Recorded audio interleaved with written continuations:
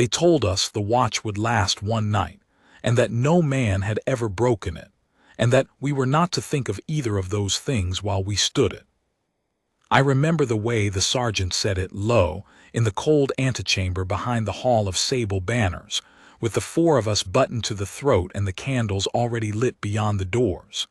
"You will not move," he said. "You will not look at the people. You will not look at the coffin. You will look at the middle distance and you will hold, because tonight you are not men. Tonight you are the country's hands folded in prayer." Then he opened the doors, and the cold air of the great hall came out to meet us like a tide, and I saw the catafalque for the first time, and I understood that I had never in my life been asked to do anything as hard as stand still. My name does not matter. I was the youngest of the four, 23 years old, 3 years into the sable company of the House of Havonmore, and I had stood plenty of ceremonial posts: the gate at Ashford Court, the long corridor at the spring investiture, the wall behind the throne while old men argued about grain. I thought I knew what stillness cost. I did not. I learned it that night, standing the third corner of Marshal Edrin Voss's lying-in state, while a nation I had never met filed past in the dark and wept. You may not know the name Voss because I have changed it, and the country, and the year, and every face in this telling except the one I cannot change, which is the dead man's. He was our marshal.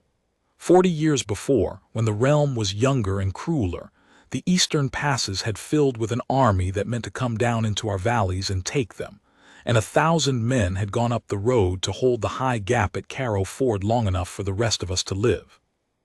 Voss had been a captain then, the junior of them, and when the senior officers fell, he took the line and held the gap for 9 days with men he fed from his own ration. 300 of the 1,000 came back down. He came down last, carrying 2 of them. He never spoke of it. He was made marshal at 30 and served the house for 4 decades and refused every honor that came with a feast, and when he died, old, quiet, in a narrow bed, asking for water, the whole realm seemed to stop breathing at once. So they brought him to Ashford Court, to the hall of sable banners, to lie in state for 1 night and 1 day before the funeral, and they sent the sable company to keep him. The hall was the largest room I have ever stood in. Black banners hung the length of it, 40 feet from the rafters, each one bearing the silver gapen crown of Carrow Ford. The catafalque stood in the center on a stepped dais of pale stone, a long bier draped in a deep blue pall, and on the pall the marshal's plain campaign sword, no jewels, the leather worn through at the grip. No crown. He had refused one. At each of the 4 corners of the dais a guardsman would stand, head bowed, hands crossed on the muzzle of a reversed rifle, the old mourning posture, and we would each hold our corner for 2 hours and then be relieved, around the clock, until they carried him out. I took the 3rd corner at 10 that first night, and I bowed my head, and I crossed my hands on the cold steel, and I heard the great doors at the far end open, and the people began to come in. They came in a line that did not end. That was the first thing I learned about that night, that the line had no end. It came up the long carpet 2 abreast, an old woman on a young man's arm, a tradesman with his cap crushed in both fists, a girl of maybe 10 holding a single white flower she did not know what to do with.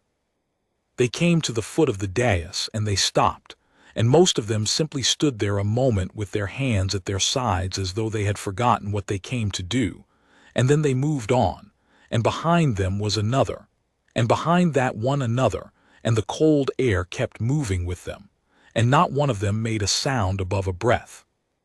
I had thought the hard part of a night watch would be the boredom. I was wrong.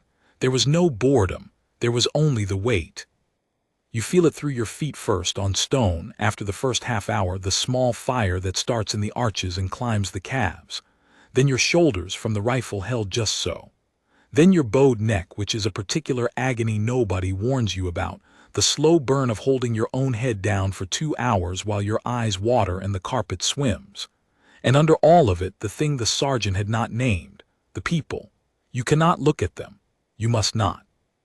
But you can hear them, the small catches of breath, the whispered names, A man somewhere in the line saying, "Thank you, sir.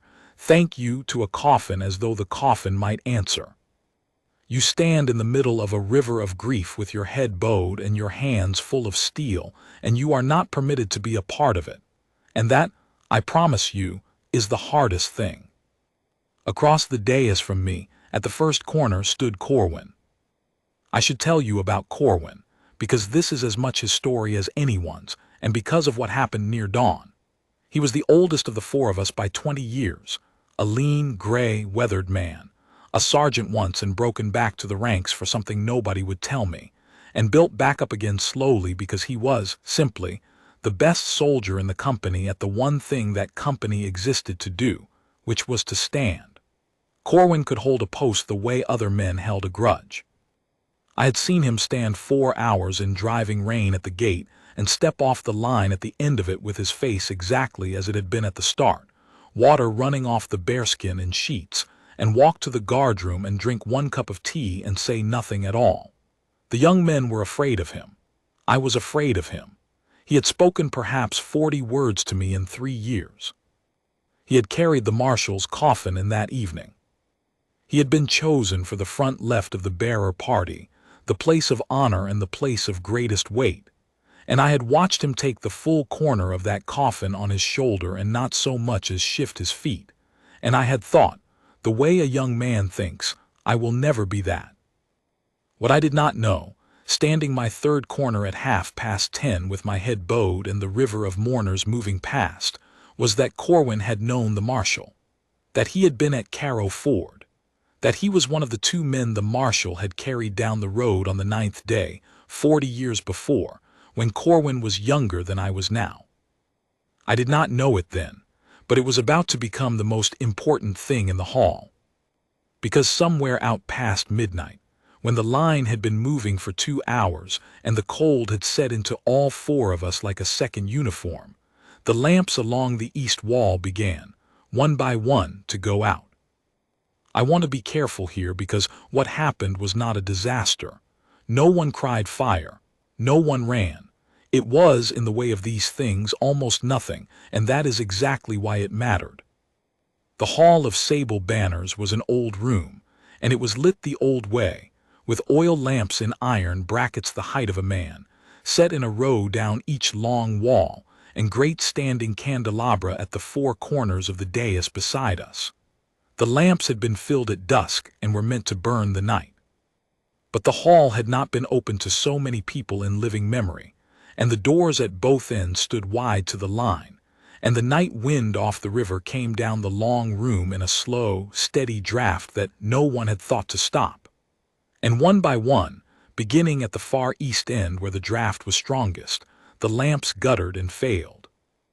I saw it because I was not permitted to see anything else. With my head bowed I could see the floor, the foot of the dais, the hem of the blue pall, and at the very edge of my lowered sight the long reach of the carpet running east into shadow. And I watched that shadow grow. The pool of warm light around the catafalque held, the corner candelabra were sheltered, but beyond it the hall darkened by degrees, a lamp dying every few minutes, and with each one the line of mourners walked a little further through the dark before they reached the marshal, and the silver gap-end crown on the banners overhead dimmed and went to gray, and then to nothing. A steward noticed. I heard the soft scuff of his shoes, saw the lower hem of his black coat cross my vision once, twice, hurrying. I heard him whisper to someone near the door a question and answer, a small rising note of worry. The oil was in the cellar.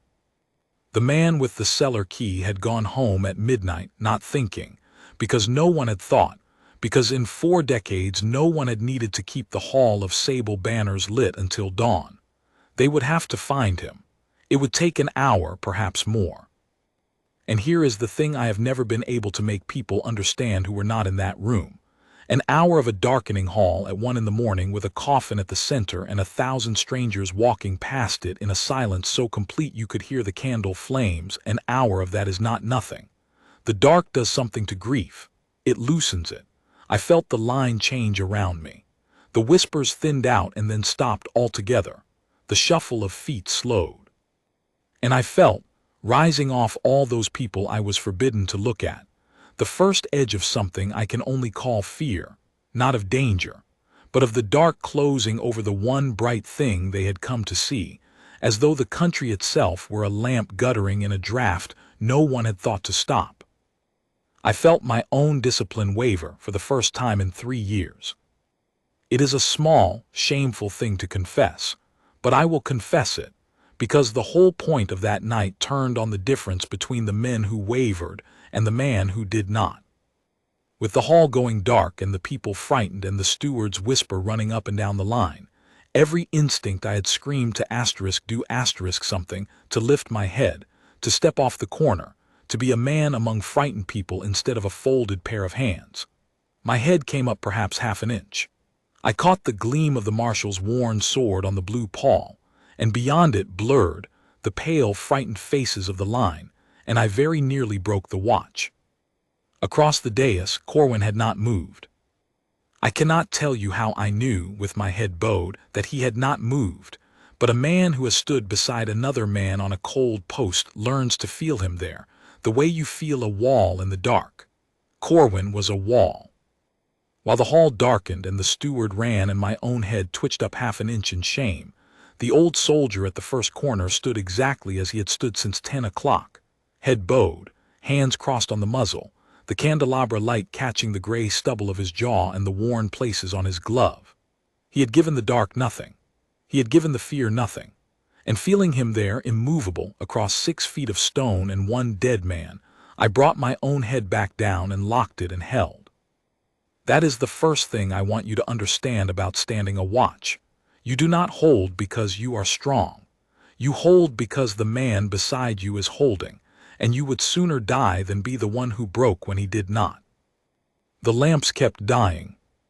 By 1:30 the east half of the hall was full dark, and the line came up out of that dark into the candle pool around the marshal like people surfacing from deep water, blinking, and some of them, I heard it, gasped softly when his face came clear. The old commander laid out plain in the one steady light left in the room. And still they came. The dark had not turned them back. If anything, more of them came, the word going out into the cold square that the hall was failing and the watch was holding, and the people of that city, who had not been able to do anything for the marshal for 40 years except be the country he had saved, put on their coats and came to stand in the dark with him while there was still time. The steward could not find the cellar man.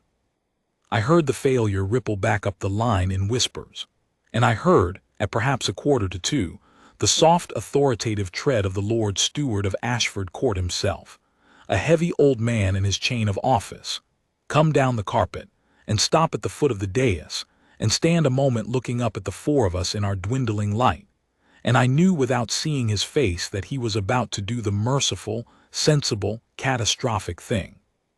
He was about to call the watch off. It made every kind of sense. The hall was half dark. The night had hours to run. The 4 of us had been told the watch had never been broken, but the watch had also never been asked to stand a darkened hall full of frightened mourners with no end in sight. And the Lord Steward was a kind man, and a practical one, and he leaned to the sergeant in the shadows, and I heard him murmur that perhaps the men should stand down until the lamps could be seen to, that the marshal would not want his guard to suffer, that they could resume at first light when the hall was lit again and the crowds had thinned. The sergeant did not answer at once, and into that silence from the first corner of the dais, in a voice I had never once heard him raise above a murmur in 3 years, Corwin spoke. "No," he said. One word into the great dark hall, over the body of the marshal. The whole line went still, and the Lord Steward turned slowly to look at the gray old guardsman who had just refused him. To refuse the Lord Steward of Ashford Court was, in plain terms, the end of a man's service. There is no clause in the company's standing orders that lets a ranker tell the steward of the house no over a coffin in front of 1,000 witnesses. Corwin knew that better than any of us. He had been broken once already, years before, for a thing nobody would name. He was a man with 1 rank left to lose, and he had just put it on the floor of the hall. The Lord Steward did not anger. That was the measure of the man he could have. Instead, he stepped closer to the first corner of the dais, into the candlelight, and looked at Corwin with the head bowed and the hands crossed on the muzzle. And he said, very gently, the way you speak to a stubborn old soldier you respect, "You have given enough tonight. All of you. Let the men stand down." And Corwin, head still bowed, eyes still on the floor, his discipline not wavering by a hair even as he broke its silence, said the second thing. He said, "He carried me down." I did not understand it. I do not think the Lord Steward understood it either in that first moment. There was a pause in which the words hung in the dark. He carried me down, and then I heard the old steward draw a breath, and I understood that he had understood, and a moment later, kneeling there at the third corner with my head bowed and the cold in my feet, so did I. Carrow Ford, the 9th day. The 2 men the marshal carried down the road on his own back when the line finally broke and the rest were dead. For 40 years I had heard that story the way you hear a thing in school, a fact, a date, 300 of 1,000 the gap held, the valley saved. I had never once thought that the 2 men on the marshal's back were asterisk men asterisk, that they had names, that they had gone on living all these years and grown old, that one of them might be standing 6 feet away from me at this very moment with his head bowed over the body of the man who had carried him out of the worst day the realm had ever known. Corwin had been at Carrow Ford.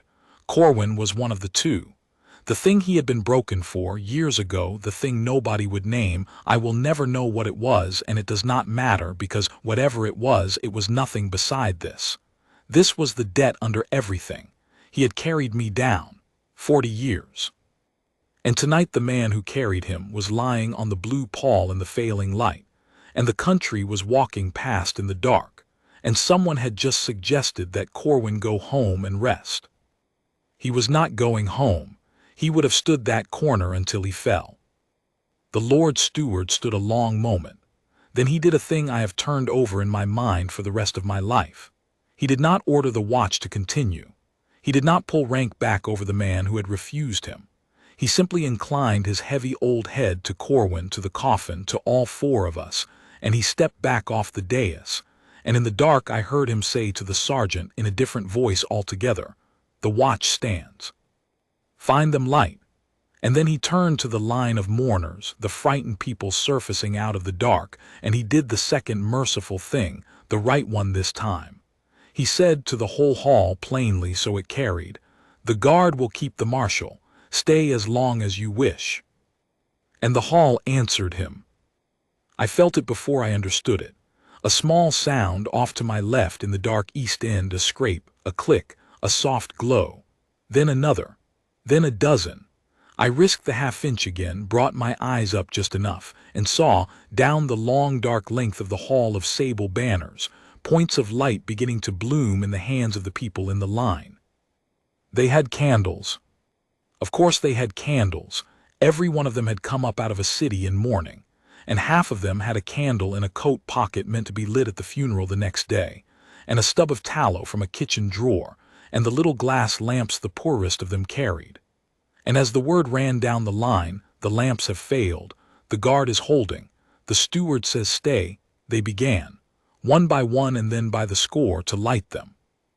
A man cupped a match to a candle and passed the flame to the woman behind him, and she to the man behind her, and the light went back down the line into the dark like a slow tide turning, and the hall of sable banners, which the realm had failed to keep lit, filled again with light, not the steady gold of the oil lamps, but 1,000 small trembling flames held in 1,000 cold hands, and it was the most beautiful thing I have ever seen, and I was not permitted to look at it.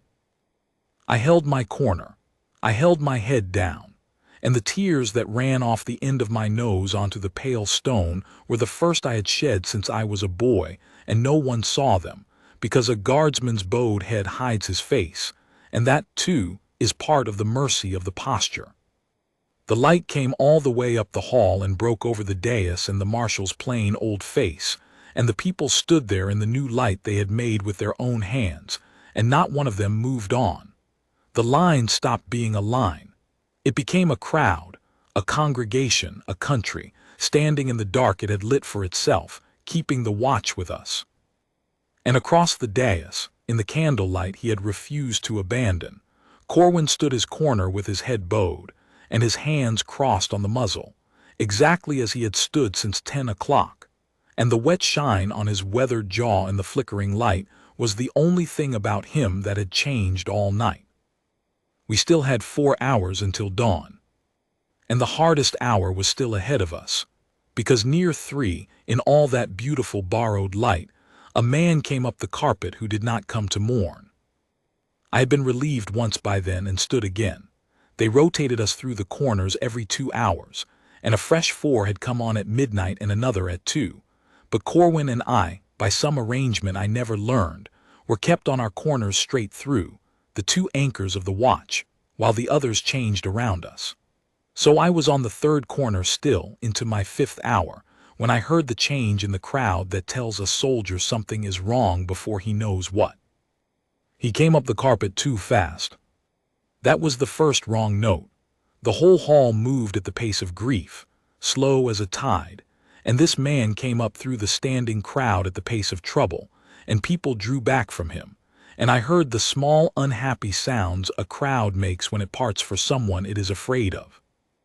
With my head bowed I saw his boots first, heavy, scuffed, the boots of a man who had walked a long way, and then he stopped at the foot of the dais, swaying, and I smelled the drink on him from 6 feet away, and I heard him begin, in a thick, broken voice, to shout.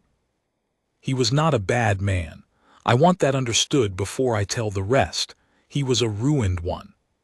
He had been a soldier, that came out in the shouting, the half-sentences. The old unit name nobody but a soldier would know, and the years had not been kind, and the drink had been kinder than it should, and the marshal's death had cracked something in him that had been holding a long time. He stood at the foot of the bier of the greatest soldier the realm had ever made, a man he had likely never met and worshipped his whole broken life, and the only thing he had left to give was rage, so he gave it.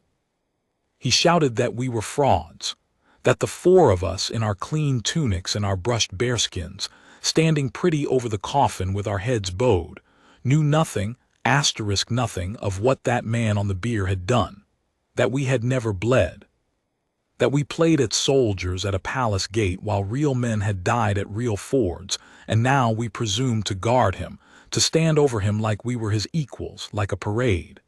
He came up the first step of the dais. The crowd gasped.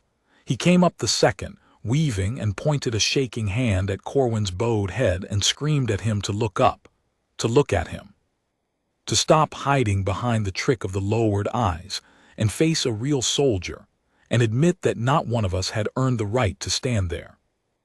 A guardsman is not permitted to react. I have told you that, but I will tell you what it costs, because in that moment it cost everything I had.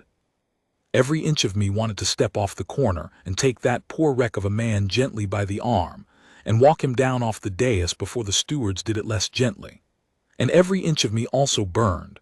I am ashamed of it, but it is true, at being called a fraud over the marshal's body by a stranger, when I had stood 5 hours on a stone floor with my feet on fire and my neck in agony, and the tears dried on my face. The young soldier's pride and the young soldier's pity pulled me 2 ways at once, and either one would have broken the watch. I held, God help me, I held because Corwin held. And Corwin did the thing that I have spent the years since trying to learn how to do. He did not look up at the shouting man. He did not break the watch. But he was not a statue either. A statue would have let the stewards drag the man away and call it order. Corwin, head still bowed, hands still crossed on the muzzle, eyes still on the stone, spoke, quietly, only to the man, in the same low, even voice he had used to refuse the Lord Steward an hour before. "I was at Carrow Ford," he said. The shouting stopped, as though it had been cut with a knife. "9th day," Corwin said to the floor, to the man, to no one. "He carried me down. Me and Halden Rays, who you'll have heard of, who didn't last the winter after. I was 19. I've stood every watch I could stand for him for 40 years because I couldn't pay him any other way." A pause. The whole hall was dead silent now, the 1,000 candles trembling. "You're right that I never earned the right to stand over him," Corwin said. "No man could, that's why I stand. Now stand with me, soldier, or go home, but don't shout in his hall." He hated noise. I have heard a great many speeches in my life, from a great many men with chains of office and silver on their shoulders. I have never heard anything that moved a room like those few flat sentences from a broken-down old ranker who never once raised his head. The drunk man stood swaying on the second step with his pointing hand still half raised, and the rage went out of him all at once, the way air goes out of a thing. And his face, I could see it now. I had brought my eyes up the forbidden half-inch, and I did not care. His face came apart, and he began to weep, the terrible open weeping of a man who has been holding something far too long. And then he did the only thing left for him to do. He came down off the dais, no steward touched him, they had frozen too, and he straightened, swaying into the best attention his ruined body could manage, an old soldier's attention, heels together, chin up, and he held it facing the marshal, the tears running down into his collar. He stood his own watch. He had come to rage, and he stayed to mourn, and he held that wavering salute at the foot of the bier for a long, long time, and not one person in that hall would have dreamed of moving him. The stewards left him. The crowd closed gently around him, and somewhere in the great quiet that followed, I understood the second thing about standing a watch, the thing the sergeant had not been able to say, that you can only learn on the stone at 3 in the morning, that the stillness is not the opposite of feeling. The stillness is what you build to hold the feeling, so that it does not spill out of you and onto the people who came to you carrying their own. The watch is not a wall against grief. The watch is a vessel for it. Corwin had not refused that broken man. He had held still enough to hold him. I brought my head back down. The 1,000 candles burned, and the line, which had become a crowd, which had become a country, began very quietly, in the smallest possible voice, to sing. It was the old marching hymn of the realm, the one they teach children, the one that men sing low on the road home from a hard thing, 4 lines and a refrain about the long way and the light at the end of it. No one started it. That is the part I cannot explain to people who were not there. No herald raised it, no choir, no signal.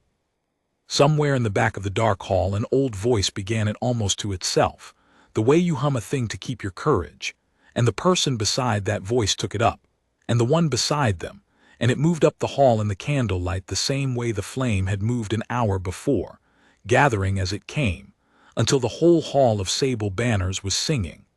1,000 strangers, in the dark they had lit themselves, over the body of the man who had bought them their valleys 40 years before, singing him the only thing they all knew by heart. I will not pretend I held my composure through it. I held my post. There is a difference, and that night taught it to me. My head stayed bowed, and my hands stayed crossed on the cold muzzle, and my feet stayed on my corner of the dais. The watch did not break, but my face, hidden in the shadow of the bearskin, was a wreck, and I let it be because the posture allowed it, and because I had finally understood that the tears were not a failure of the watch. They were the watch. I was the country's hands folded in prayer, the sergeant had said, and the country was weeping, so I wept and held. The hymn went around twice, and then let itself down gently into silence, and the silence after it was the deepest I have ever stood in. The lamps never were relit. Somewhere near 4 they found the cellar man and the oil, and the steward came to the sergeant with the news, and the sergeant, I heard this low, in the dark behind me, the sergeant told him to leave it, to let the lamps stay dark, because the people had made a better light than the oil ever gave, and to flood the hall with steady gold now would be to take from them the thing they had done with their own hands. So the great oil lamp stayed cold and dark down both long walls, and the hall of sable banners kept the marshal through the last hours of that night by candle alone, 1,000 small flames burning down in 1,000 cold hands and being passed, as they guttered, to fresh ones. The light kept alive person to person the whole night long because no one would let it go out. They tried to relieve Corwin near 5. A fresh guardsman came to take the first corner. It was past time. He had stood 7 hours by then on a stone floor at his age, and the sergeant himself came to the edge of the dais to send him to rest. I saw the relief halt at the foot of the dais. I saw the sergeant lean in. And I heard Corwin, who had refused the Lord Steward of Ashford Court at 1 in the morning, refuse his own sergeant at 5, in the same flat, quiet voice, with the same 3-word grammar he had used all night. "I'll see him out," he said.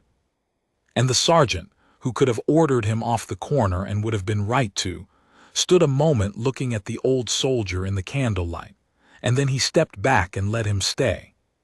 Some debts a sergeant knows better than to come between. Corwin had carried his corner of the marshal's coffin in at dusk. He meant to carry it out at dawn. There was nothing in any standing order that gave him the right, and there was nothing in heaven or earth that was going to stop him. So we stood the last hour, Corwin and I, the two anchors, while the candlelight burned low and the eastern windows high up in the hall began, at last, to go gray. I felt the dawn before I saw it, a thinning of the dark, a cold, pale wash creeping down the black banners from the rafters, finding the silver gap-end crown and waking it back to a faint glow. The candles, burning down, lost their power as the room filled with the first gray light, and one by one the people let them gutter out because the night was ending, and the thing the candles had been for, to keep the dark from closing over him, was done. Morning had come. They had kept him through to morning. Not one lamp the realm had hung had lasted the night, and the watch had lasted, and the people had lasted, and the man on the blue pall had been kept. When the light was full, the great doors at the east end were opened wide, and the gray morning came all the way into the hall, and the bearer party formed up to carry the marshal out to the funeral. Corwin took the front left corner of the coffin again, the place of honor, the place of weight, and lifted it onto his shoulder, and did not so much as shift his feet, exactly as he had done 12 hours before, except that now the whole hall was full of people who knew what it had cost him, and who knew, because the story of the night had run through the crowd in whispers, what the marshal had once cost him, and what he had spent 40 years and one long dark night trying to pay back. The crowd did not cheer. It was not that kind of mourning. As the bearer party came down off the dais and started the long carry up the carpet toward the gray doors, the people simply, all of them, in the same silent accord that had lit the candles and raised the hymn, came to attention, old men and tradesmen and a girl of maybe 10 still holding her one white flower, and held it the whole length of the hall. 2 ragged rows of ordinary people standing as straight as their bodies would let them, while a national hero was carried out between them by a man he had once carried himself. I came off my corner last, as the youngest does, and fell in behind. And as I passed the foot of the dais where I had stood 7 hours, I saw what the people had left there in the night. At the foot of the bier, on the pale stone, a low drift of candle stubs and matches and one white flower, the spent light of the whole country, burned down to the wick in the keeping of the man on the pall. That is the watch I stood. I have stood many since. I have a corner of my own to anchor now, and young men beside me who are afraid of me the way I was afraid of Corwin, and when one of them asks me, they always ask, near 3 in the morning on a hard post, how a man holds still when everything in him wants to move, I tell them the truth I learned in the Hall of Sable Banners. You do not hold still because you feel nothing. You hold still because you feel everything, and you have made yourself strong enough to carry it without spilling it onto people who have come to you with their hands already full. The stillness is not the absence of the man. It is the whole of him held. We did not move that night, and because we did not move, a frightened country in a darkening hall found it could stand too, could light its own dark and sing, and keep its hero through to morning, and carry him out into the gray dawn on the shoulders of a man he had carried first. They tell new guardsmen the watch had never been broken, and that we were not to think of it. I think of it every night I stand. It was never broken. And the reason it was never broken is the simplest reason there is. A man stood beside me who would not let it be, and I would sooner have died than be the one who broke when he did not. Corwin carried him out. Then he stood at the gray doors and watched the cortege go, his face perfectly composed, the water running off the bearskin of a clear, cold morning, and he said nothing at all. He did not need to. The whole country had said it for him, all night in the dark, one candle at a time.